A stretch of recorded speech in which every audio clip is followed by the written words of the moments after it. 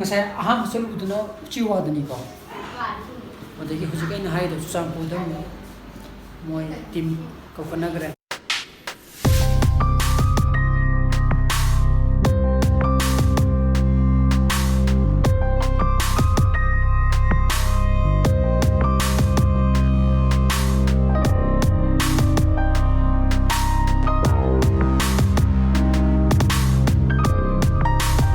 Good morning. Welcome to the channel. Masai je ayun ta phone lai ba ko. Kya ta ban khane manga gu ma ta na ma ta khang de. Ai di crime ma lai na ina pi ko my phone do.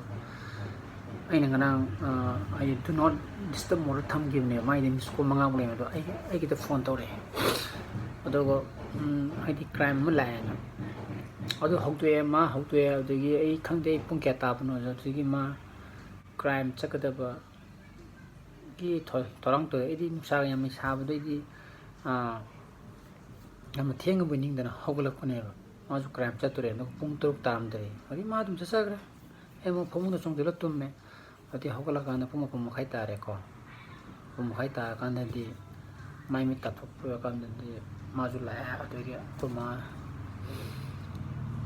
na to ro ko chak su lo ra me no chak cha jina chak cha thwe tu me ko hogla pa sa khan cha ba chi kya nuai te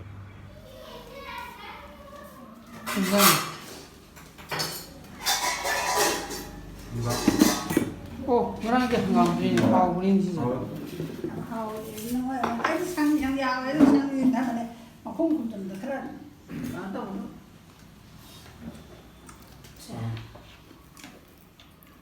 mà ngã tàu bia kìa cần ngã đi cái này nào làm sao được xin làm giàu là gì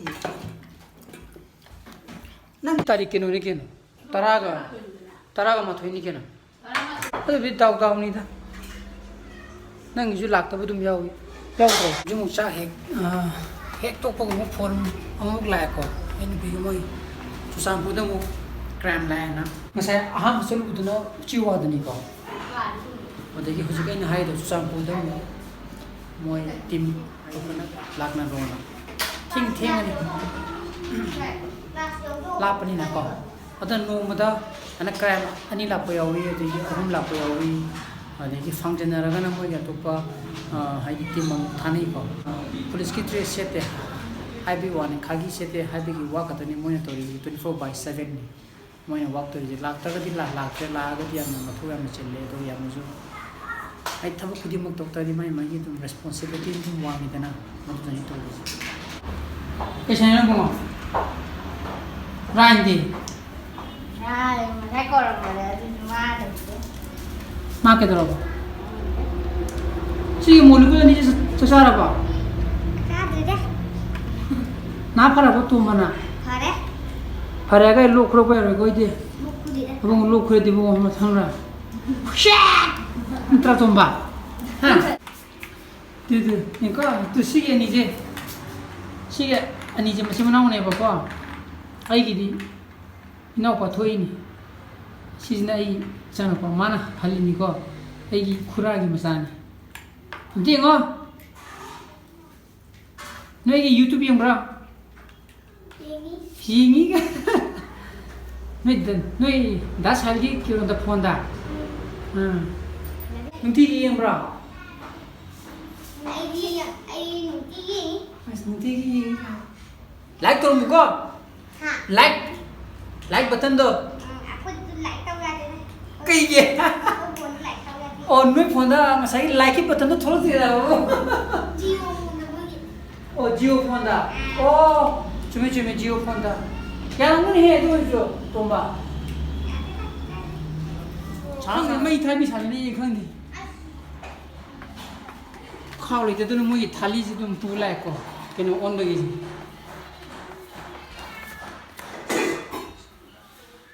Se, kala da hajin ni. Se sila ma ke.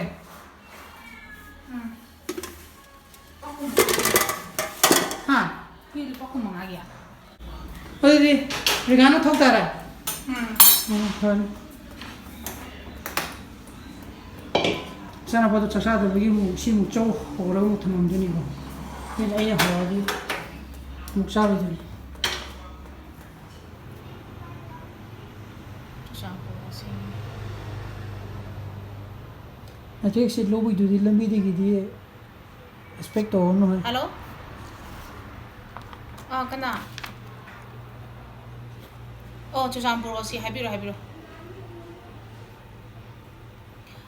ꯑꯗꯨꯅꯦ ꯍꯥꯏꯕꯗꯤ ꯍꯥꯟꯅ ꯑꯩꯈꯣꯏꯁꯨ ꯀꯩꯅꯣꯗꯒꯤꯅꯦ ꯃꯌꯥꯡꯐꯥꯜꯗ case ꯑꯃ ꯍꯦꯛ ꯂꯥꯛꯄꯒ ꯍꯜꯂꯛꯑꯒ ꯆꯥꯛ ꯆꯥꯅꯗ ꯉꯥꯏꯕ ꯑꯗꯨꯗꯩꯗ ꯀꯟꯗꯤꯁꯟꯗꯣ ꯀꯃꯥꯏꯅ ꯇꯧꯕꯅꯣ ꯌꯦꯡꯉꯒ ꯀꯦꯃꯤꯀꯦꯜꯗꯣ ꯈꯤꯇꯪ ꯁꯦꯝꯒꯗꯕ ꯑꯗꯨꯒꯤꯅꯤ ꯉꯥꯛꯇꯪ ꯃꯤꯅꯤꯠ 5-10ꯗꯤ ꯉꯥꯏꯅꯔꯅꯤ ꯍꯥꯏꯕꯗꯤ ꯑꯩꯈꯣꯏ ꯊꯧꯗꯣꯔꯛꯄ ꯀꯥꯟꯗ ꯑꯗꯨꯒ ꯑꯩꯈꯣꯏ ꯌꯥꯔꯤꯈꯩ ꯊꯨꯅꯕꯗꯤ ꯌꯧꯔꯛꯅꯕꯗꯤ ꯇꯧꯔꯒꯦ ꯑꯦꯗꯤꯁꯅꯦꯜꯅꯁꯨ ꯈꯤꯇꯪ ꯍꯣꯏ ꯍꯣꯏ ꯀꯦꯁꯇꯣ ꯑꯣꯏꯔꯝꯒꯅꯤ ꯃꯌꯥꯝꯗꯣ moi sida moi kedar gi moi keno ai sida khanba paramani imphal manipur ꯍꯥꯟꯅꯗꯒꯤ ꯆꯨꯔꯆꯥꯟꯄꯨꯔ ꯇꯥꯔ ꯂꯩꯕꯅꯦꯕ ꯀꯩꯅꯣꯗ ꯑꯃꯨꯛ ꯇꯥꯔꯝꯃꯦꯗꯅ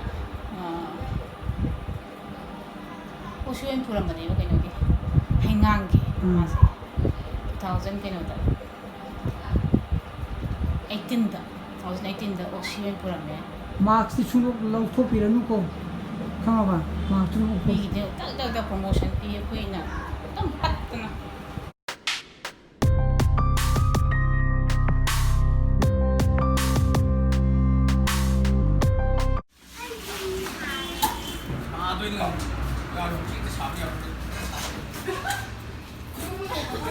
ko to so ni ne hai yong sida moi me ngi tho mok se carton box koi tera ko mi chu me am je puru me am ji sa tara ka haji masam thana tela ko mi chu bi sa ni moi pai bungo changli lu no nei thang no so ni so de ni ki tam to wadro abung manak sang no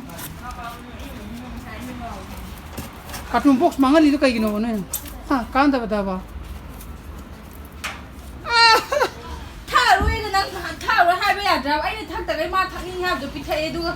콜 그 룹선 나 강해 주기도 돼요. 하. 시. कोई काज त कई Lebon हन नारी के Lebon खंगे हौदोंग जिन चंगनिंग बजिना बा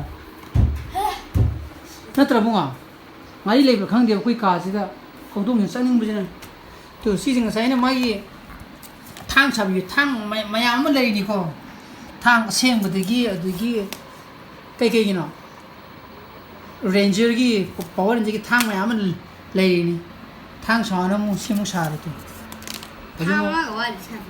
मु कोना साराजी मदुदी खंगाबा यादे अदुन सी मु कलर मु संगी एम था असा जे बेबना साना बससगे न तौबनि ड्रेस को लोंग छेसे लोरमनि को अदगी सुम तलाप मीन्स सानाबा तलापगी नतबा अगी सोशल डिस्टेंसिंग की फोटो सुम निंजंगा सोइदेना मु मसी सानाबा को मु मदुमंगना नारकने हाबे नतबा नांगे लॉकडाउन तौरगा सुकुइना आगे लेरुबगी महिदो मु यालक्तदिना अदुन जो फरेना खलो के छात्र नोंग खरगा मंगपगा सानियम सानिबा आदि मदुन जो हसन साजिंग के टाइप तो कोइदुनी ना को आइगिदे तवैना जिम द चलगा हसन खजन तो उदी को जो तल्ले तुदी हैनदे पामदे अदुना साना कोना बखरा पामजाबिने मुदान तौगेना तुए अदुन ससी छत्रे अदुना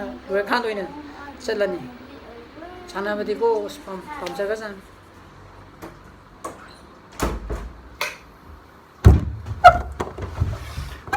अदुना आइ मसिगी ब्लॉग सिदे स्वाइसिदे लोशन जरगे को आइगी वीडियो सिबु पामी बथोलगदी लाइक तौबिरमो पामद्रगदी डिसलाइक तौबिरमो को अदुगा अनौ व्यूअर्स ओबिरगना सब्सक्राइब तौबो कौबिगनो अदुन युम द फजना सेक्शन लेबियो हेंगी ब्लॉग तमु थेनरसिको so please be safe and be healthy